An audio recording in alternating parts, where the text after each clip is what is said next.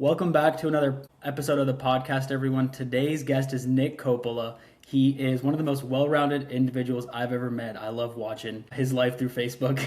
He's an award winning producer, he's a real estate investor, world traveler, supercar enthusiast, and someone that I'm very happy to have in my network. I can't believe I have his phone number. Nick, thank you so much for being on the podcast. I'm super excited for this conversation today. Yeah, thank you for having me. This is so exciting. Let's go. Let's do it. So, yeah, I tried my best to introduce you, but just in your own words, just walk us through your journey. How'd you get to where you are today? Who is Nick Coppola? Yeah, so I lived, I mean, I don't think it's a very interesting life because it's me, right? But the summer I graduated high school, I started working as a production assistant for a TV show that was on Cinemax. And I got to learn a lot. I got to talk to a lot of people. Definitely, I don't want to say culture shock, but it was very eye-opening. Like just everything that goes behind the scenes, like it was everything I had expected it to be. And then I thought that maybe that's what I want to do for the rest of my life. So I pursued film studies. I moved to Los Angeles, and yeah, I did that for a very long time. Interned at a bunch of places actually. I interned at a TV studio. I was on one of the cameras for live television for a little bit. And then they moved me to the main camera, which I thought was like super cool. And yeah, and then one thing led to another, and it kind of have I guess you can say well-rounded background of a bunch of different things. Yeah, yeah. Where did that initial attraction come to film and cinema? Was it like in the family, or did you just love watching movies growing up? Walk us through that.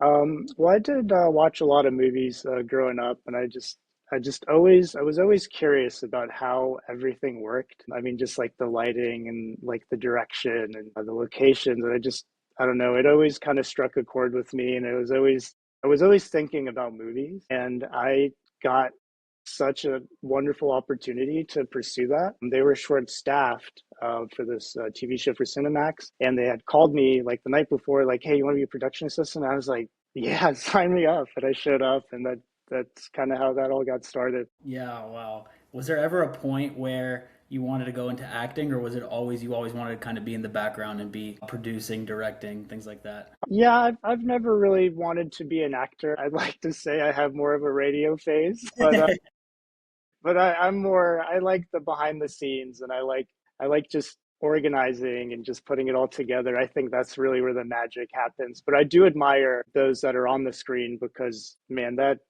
that's a tough gig. That's something I don't think I'd ever be capable of doing. You are an award-winning producer, most notably for your South by Southwest award-winning film Other Side of the Box. What was that experience like? Were you ever looking to win awards, or did you just do it for the love of the game and it just eventually came as a byproduct? But yeah, so when I had left the internship at the TV studio that I was doing while I was in college, I started interning for this woman who's a Oscar nominated director. So I started working alongside her mainly as like an assistant, producer's assistant, and just kind of help her organize everything and kind of help her with some of her productions because she had a lot going on. She was very, very involved. And I don't know, I was always just so impressed by everything that she was doing, and her schedule was always packed. Like every single day, there's like something. You go to New York, she do this, she do all these things, and I thought, okay, well maybe I can take a page out of her book, and maybe I can.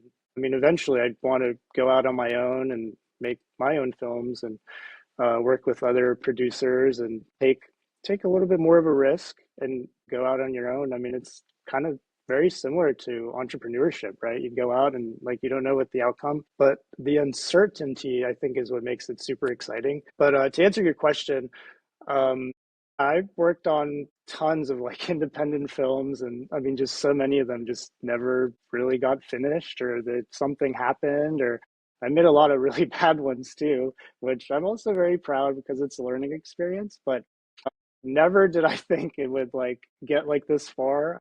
I was always very hopeful, but it was just the process that I love doing and the people that you're doing it with that just makes it so exciting. Yeah, no one ever talks about, the bad projects or the bad things that happen, but I'm sure that shaped your career and helped you get to that, the award winning one. You're right, it is like entrepreneurship, especially each film is like its own mini business that you're starting up. I guess that kind of leads me to my next question. How does someone with more of an artistic and creative inclination, how does that person get an interest in business and real estate? How did those things mesh together in your life? Yeah, well, when I had graduated college, I was, doing all these things. I was interning and I was working a regular job, and I thought I would add real estate to the mix. So I started as an agent, as a real estate agent, and as soon as I got my real estate license, I picked an office that I thought I would be a great fit for. And I cold called maybe like a dozen agents. I was like, "Hey, like, just let me in. Like, just let me talk to you. I'm new. Take me on. Take me under your wing." And none of them got back to me except one. And very, very sweet lady. She said, "Yeah, sure, come to all the sales meetings that we do every week." And I was like, "Okay, cool." And I showed up and I met everyone. I talked to everyone, and eventually I became an agent. I had an office in Beverly Hills, and they were doing so much volume, like it was insane. And yeah, I mean, they're selling multi-million dollar properties. My first showing ever, not my listing, but a showing that I was showing for another agent. It was for, I think it was like an $8.3 million home, like something insane, like tennis court, like you name it, pool, everything. And surprisingly, the person that ended up buying it was, I think he paid like all cash. It was something insane. And I was like, what am I doing wrong? I want to meet these people, and you'll be surprised. A lot of these people are into real estate, maybe not as agents, but they own commercial real estate, residential, multifamily. I'm like, okay, so maybe this is the most natural like progression into furthering like my career. Maybe not as an agent, but maybe more as an investor. Yeah. And at this point, are you still 18 years old and you're kind of just doing all this on your own? No, I think when I became an agent, I think I want to say I was either 19 or 20. I was the youngest guy in the office for sure. So I kind of had to earn my stripes a little bit. I did learn a lot, and some of those people in there, I mean, they're crazy. I mean, Yeah. they just do so much volume. I mean, super successful. I mean, they can't waste any time. They're always on the phone. I mean, you would get like the Hollywood wave every time you'd see it. Where did that grit come from, that kind of hunger to start cold calling people? Nowadays you'll just see people who just submit everything online, just submit all their resumes online. What was it about you that was like, hey, no, I want to get on the phone with them. I want to, let them hear my voice. What was that about? Well, I figured that was probably the best way to maybe do it. I mean, I'm sure people get like all kinds of applications and like very minimal effort stuff. So I figured if I wanted to stand out, I should call them. I mean, I'm sure they didn't like me calling stranger calling them. I mean, eventually it worked out. I was like that with like a lot of things, even like the film stuff. I would go to like a film festival. I'd be like super inspired by like someone's movie, and then I would figure out who their agent is, or if I can reach out to them, ask them a bunch of questions. And a lot of times they're willing to talk to you. Not all the time, but some of them are willing to talk to you, and you can get some incredible advice by doing that, even if it feels uncomfortable. But I think the biggest growth that you usually get in life is when you're uncomfortable. So get comfortable being uncomfortable. Yeah, that's a great soundbite. No, I agree. Anytime I ask a lot of people for kind of mentorship and advice, and usually I'm kind of shy about it. But what I come to find out more often than not is that most people who have made it to quote unquote the upper echelon, they're more than willing to help out, and it's because they realize someone did it for them back in the day. So it's all about just paying it forward. So yeah, let's continue along this journey. So you move out to LA, you become a real estate agent, and you're doing the film, that's your passion, but you also got to pay the bills, right? So you so you become a real estate agent. At what point was it after that first property, that first showing, that it clicked in your head like, hey, maybe I need to start having different conversations, maybe get into the investing side instead of being the agent? Is that when that click kind of happened? Well, what I noticed is, so when I would go to like the sales meeting, they would go through like all the properties everyone sold, and they're all like insane properties, right? So like huge commission checks. And yeah, so they would go through that, and then I realized something. I realized that once they would get like such a big transaction like that, then like you'd never see them again. I'm like, I wonder where they went.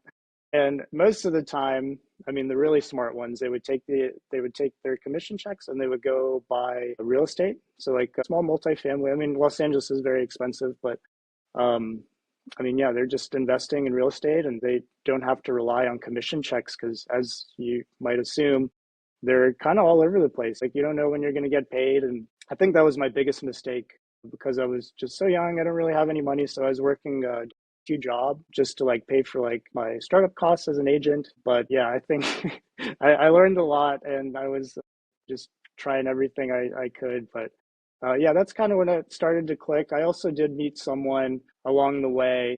I was actually trying to get a listing, and me and someone else were trying to get this listing. It was in Beverly Hills, and we didn't get the listing, but I did get some advice, and I just kind of got to see into someone else's life a little bit of what they were doing. And this woman, she owned I don't know how many rental properties. There was like something insane. It was like hundreds around like universities in Southern California, and she was able to do like anything she wanted. Like I think when we were talking about this, she was like picking oranges from like a home that she doesn't even live in. She's like, "Oh yeah, I'm just picking some oranges." We spoke very briefly, and I was like, "Oh well, maybe that's the business I need to be in." Because wow, I've never seen someone just so free like that. So you saw it as an avenue to kind of do whatever you want, to follow your passions in life and still be supported financially, right? Yes, yes, absolutely.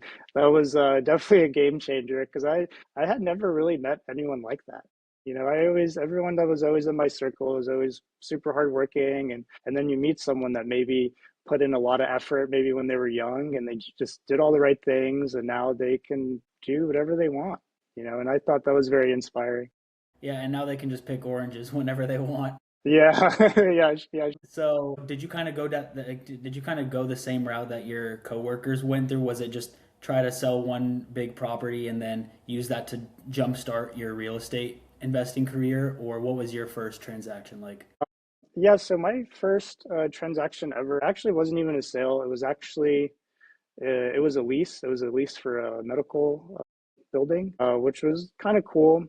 I thought, honestly, I thought I was going to crush it as a real estate agent, but I mean, obviously I didn't. But I think I did make up for it as I started investing. So it was a little bit harder to get the money together to start buying real estate. I did it through a W-2 job and just the money I've saved up over the years. And then that's kind of how I got started. I wish I would have, I mean, I missed out on more deals than I was able to get as an agent. I definitely fumbled some really big ones, but that's okay. Yeah, I tell this to my clients all the time. The ones who want to get into real estate, they want to quit their W two and how do I get into real estate ASAP? But sometimes you really do. Like a W two serves its place at some point in your life. You get into real estate, you need to have cash. So yeah, I'm glad you touched on that. No matter which way you get to, whether it's W two, whether it's a 1099 job like a real estate agent job, you need to somehow get that cash to put a down payment on your first property and get into it. I think having a W-2 is just fantastic, especially if you're trying to own rental properties. I know lenders, I mean, absolutely love W-2 income. So it makes it easier for you to qualify for a rental property. I mean, yeah, the dream is, right, to quit the W-2 and just live off of rental proceeds. But then it becomes harder to get more deals depending on how much cash you're putting out.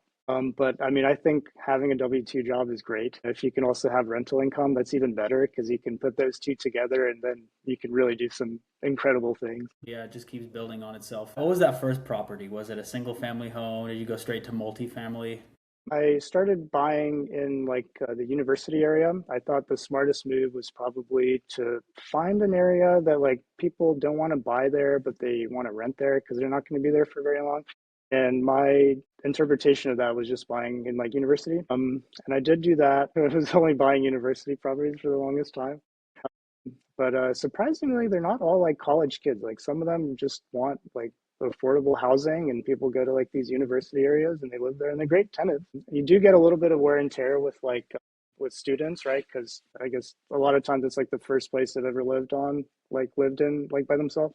But yeah, so I did that, and then one thing led to another, and just kind of kept adding more. I didn't think it would get to like the point it did. I thought I was just going to own maybe like one or two rental properties, and I was going to be set, and I was going to work a W-2 job, and life would have been great. And then it just kind of kept on growing, and I'm impressed. I didn't think I can pull it off, but I did. So it sounds like your mentor, the person who was picking the orange trees, they had a big impact on you because they were also talking about buying near universities and schools. So was that kind of your original strategy, just affordable housing, someplace where demand's always going to be high? Yeah, so I was just trying to figure out kind of where I can afford to, because I didn't really have any money then.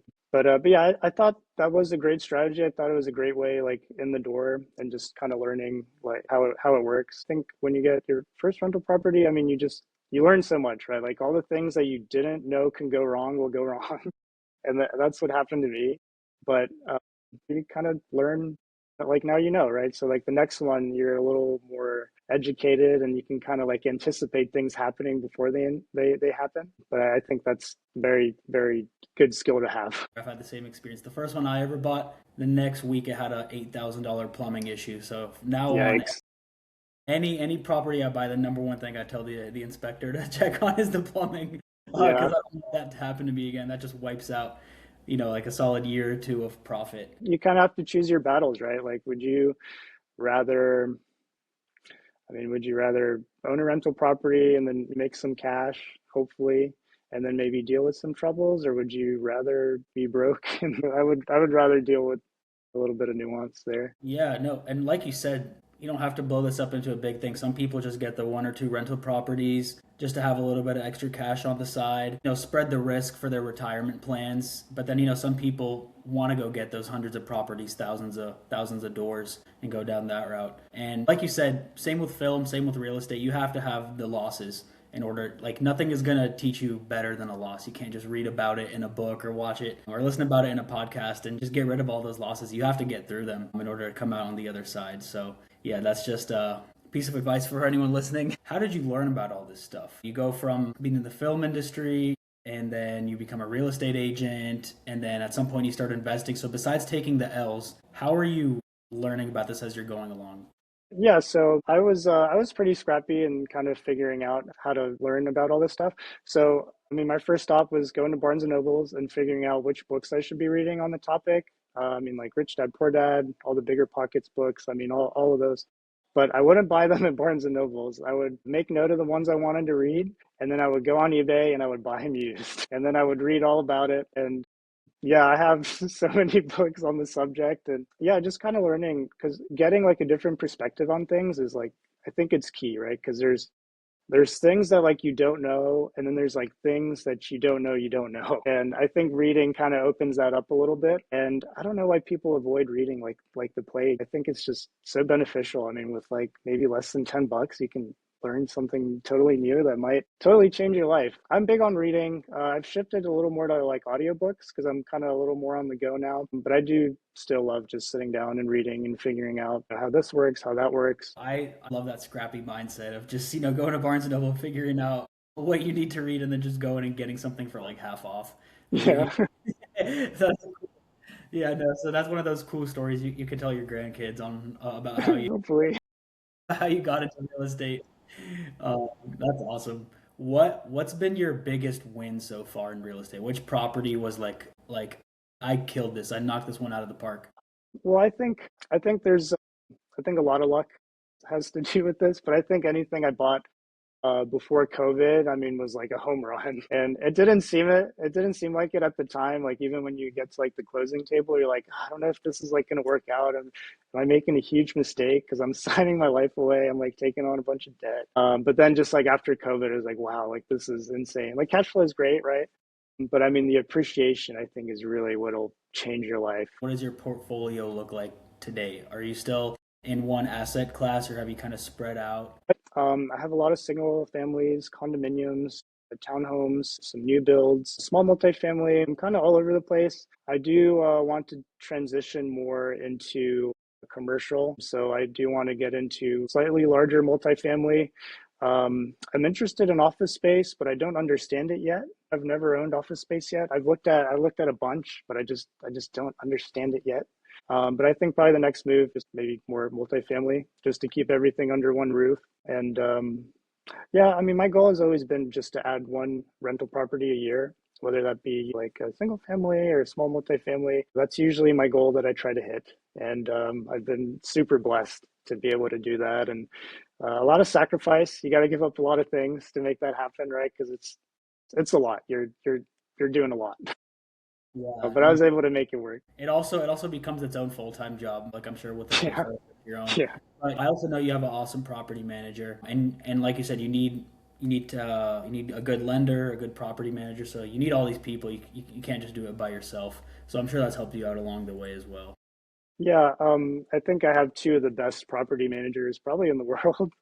Shout out to Cameron Hunter and Laura Grant. They're my two property managers, and they do such a great job, and they're very friendly with everyone, and people love them. Yeah. And I don't think I would be in the position that I am today without a very solid property manager and just team and painters and contractors. I mean, they've all been so good to me, and they've done just fantastic work. I wanted to make a note on that. I had such a hard time learning how to delegate because at first I would try to do everything myself. I would clean, I would paint, I would try to fix things. I still do sometimes, just for the thrill of it, because I think it's kind of fun, you know. But I mean, there's people out there that are just so much better, that can really do it, and they do it full time, right? So they know things that you probably don't know you should know. But yeah, learning how to delegate if you want to scale, that's the key. Yeah, I think there's a couple interesting things you just said there. First of all, yeah, Cameron's awesome. I've talked to him too about a couple projects, so he's the man for sure. Awesome. Yeah, I agree. Also, if you I don't know if you've ever read Buy Back Your Time by Dan Martell. That book is amazing and it touches on that topic. If you get a professional to do it, someone who does that every day, day in and day out, they're going to get it done much faster than you. And it's just not worth your time doing that. Someone like Nick's time is like your time is worth going out and finding the good deal because you have an eye for that. So that's what you need to do, and then you just need to get a whole team together of people who know what they're doing and can play their separate roles. Because you meet a lot of people who want to do everything themselves and they want to be greedy about it. But if you just spread the wealth, you're gonna get so much further. Yeah, I think when you're getting started out, you're probably not going to have very much money, and you're probably going to do a lot of things yourself. I mean, I think painting is just such a great way to save a lot of money. I mean, it's very tedious, but I think it's fun. I do like painting so every now and again. But I mean, I don't anymore because it just doesn't make sense. Yeah, I mean, when you're starting out, don't be afraid to learn, all these roles, and that way like, what you're getting yourself into and like the scope of the work.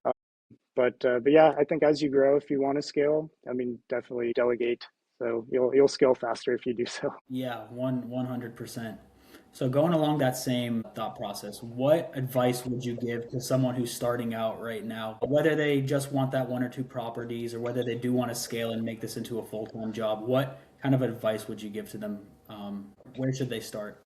I think probably the best way to do it, I think it's really just to be as informed as you can, right? So maybe it's listening to audiobooks, maybe it's going on Bigger Pockets and listening to all the podcasts, or maybe listening to a podcast like this. I think being as informed as you can is probably the best way to do it. But at the same time, like you can't like over analyze, like especially with real estate, and I'd say most investing in general, you kind of need like some blind faith. Like you kind of just have to jump into it. And a lot of times, at least in my experience, all the things that you worry about actually don't end up happening. It's always like something else, right? So like don't stress, don't worry, go out, go do it. I mean, yes, you're taking a risk, but what if it all works out? Yeah, a lot of people jump to what could go wrong, but I don't know if this is true or not. I was scrolling one day and I saw that 85% of the things you think will go wrong never happened anyway. So you're No, right.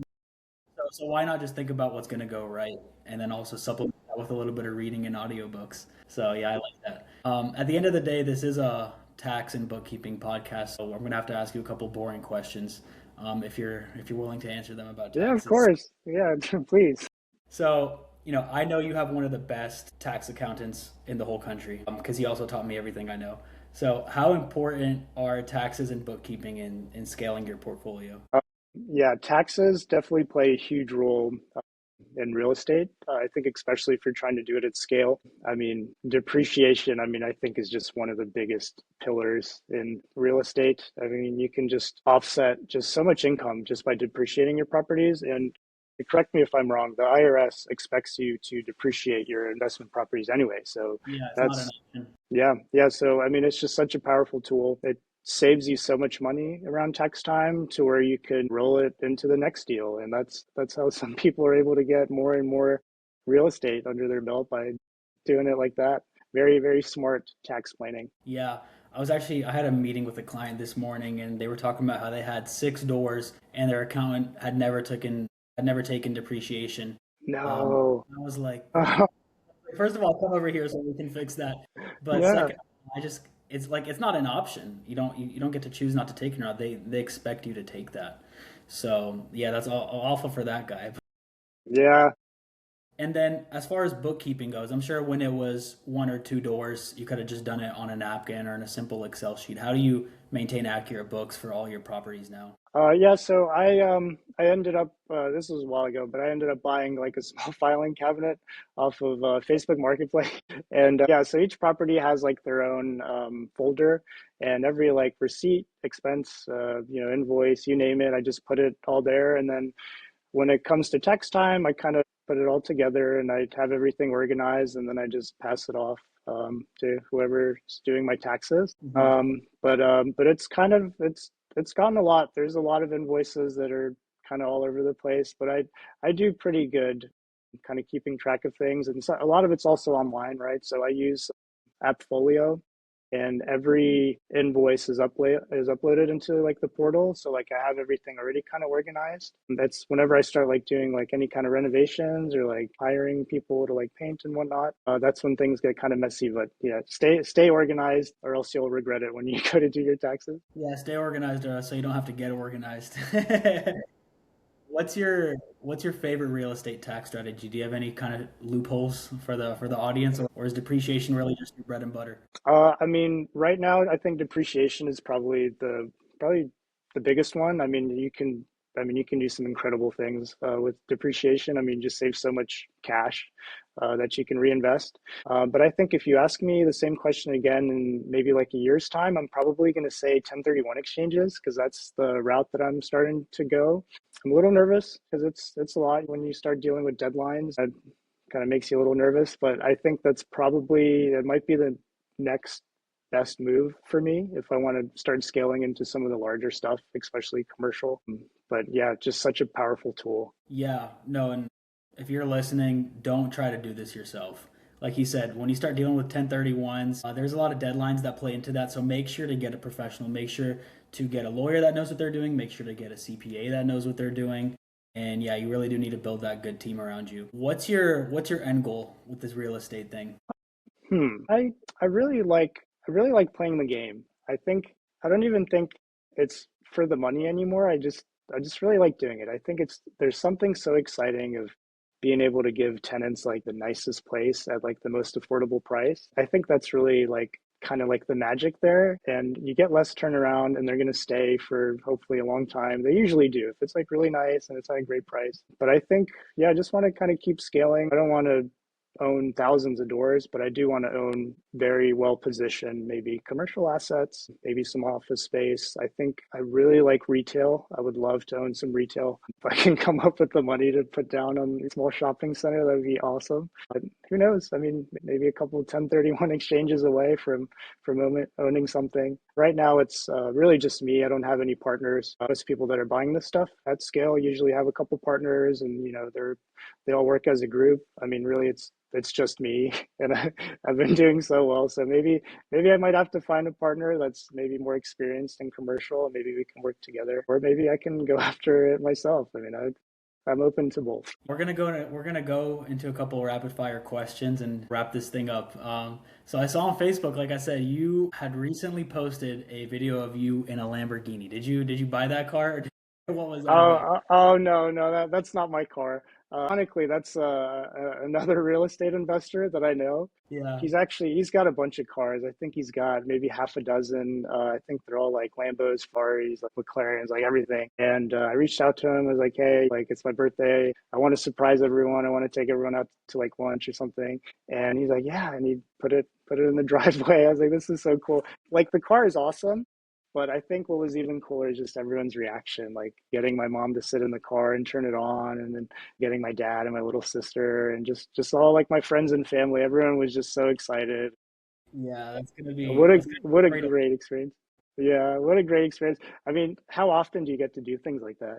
No, Yeah, dream car for sure. yeah, and that was gonna be my question. Is that your favorite supercar brand or? I mean, probably at the moment, yes. I mean, it kind of changes all the time. I used to have an Aston Martin for a little bit, but yeah, sports cars, terrible investments. Don't do it unless you own assets that can pay for the toy, then it makes sense. You have to think about also like opportunity cost, right? So like yeah, you can go out and you can go buy such an expensive car, but what opportunity are you going to be missing out on by owning like just such an expensive toy? And Yeah. if you start thinking like that, I mean, I think things will really change for you. There's this new trend I've been seeing on social media where people say it's cheaper to get expensive cars because it depreciates not as fast. Like you can, if you buy a rare car, you can sell it for pretty much the same price a couple years later. But they're just not taking into account the insurance cost, and anything like that. Yeah, there are very few cars that I think will appreciate and cost you less. I don't know, you just have to hope that nothing breaks because a lot of these cars have carbon ceramic brakes, and I know they're insanely expensive. I mean, if you have to do pads and rotors, I mean, it can cost as much as like a brand new car. I don't know which Ferrari, but one of these Ferraris, I think the carbon ceramic, like like you're doing the full thing, like rotors, pads, everything. I think it can cost more than like 30 grand just for the brakes. So That's like crazy. yeah, maybe it won't depreciate as much, but then you're gonna get dinged for like a huge like repair maintenance bill. What's your favorite trip you've ever taken? Every time I open Facebook, you're in a new place. I think um I think the Oregon coast is very underrated. I mean, I just think it's just such a beautiful like coastline, and it's not like super crowded, and like you kind of get to be in nature, and like you get to see the ocean, and it's just so peaceful. I've been to Cannon Beach, which is in Oregon, and wow, what a pretty town. We were able to do a bonfire on the beach, and everyone else was doing the same thing, and it's just wow, just a very different way of living. What's the film that you're most proud of in your career? Ooh, that's tough. Well, I'm proud of a bunch of different films, but for different reasons. I mean, the one that comes to mind, I think Other Side of the Box was super cool. I mean, just that whole team, the director, the other producers, the writers, the cast. I mean, everyone was just so talented, and I think all the pieces came together. And I mean, people are doing like reaction videos about it, like on TikTok, and it's like insane. It's had such a huge impact. I don't know how many views it got, but I think it's like over like 30 million, like something insane. A lot of people have seen it, but I'm also proud of some of the stuff I've done for the Academy of Motion Pictures, aka the Oscars. They give out a lot of honorary awards, and I did get to work on a bunch of that programming, which is really cool. Yeah, I bet it's crazy to see something that you care so much about get so much attention, and just scrolling through Instagram and seeing or TikTok and seeing your film on there. So that must be an amazing feeling. Yeah, what an awesome opportunity. I mean, who would have thought, I mean, you put out like so many films and you do so much, and like you never know like which one is gonna have the biggest impact. What's one of your favorite films that you haven't been a part of? That's tough because I like a lot of movies. I think Cinema Paradiso is probably one of my all-time favorite movies. It's an Italian film. It's just so well put together, and I feel like I just relate to that movie so much. It's about a little boy that falls in love with the cinema and going to the theater. I don't know. I saw a lot of myself in that. I mean, that's pretty much your life. What's the best advice you've ever received? You can have it all, just not all at once. And also another one, you're always one decision away from completely changing your life. I love both of those. Especially in today's society, you can get anything with a snap of a finger, and people want everything at once. Sometimes like you can have everything you want, but it might just take a little bit of time. I'm sorry. Yeah, and to elaborate on that point, yeah, I think people kind of burn out by trying to do so many things simultaneously. I think the best way to do it is maybe to focus on one thing and then make sure it works out and then move on to the next thing. You can't have everything all at the same time. Where can people connect with you or at least follow along? Yeah, I'm not very big on social media. I do use Instagram every now and again, but my Instagram is Nick Coppola. So if anyone has any questions or wants to get in touch with me, I'm always happy to talk to you. That's where you can find me. Thank you so much for joining us. This was incredibly insightful. I know I've gotten a lot out of this conversation, and anyone who's made it to the end of this podcast, I know they've also gotten a lot out of this conversation. We're currently taking on new clients. If you need help with taxes, bookkeeping, or tax planning, feel free to reach out to us. Our email address is info@sargascpa.com.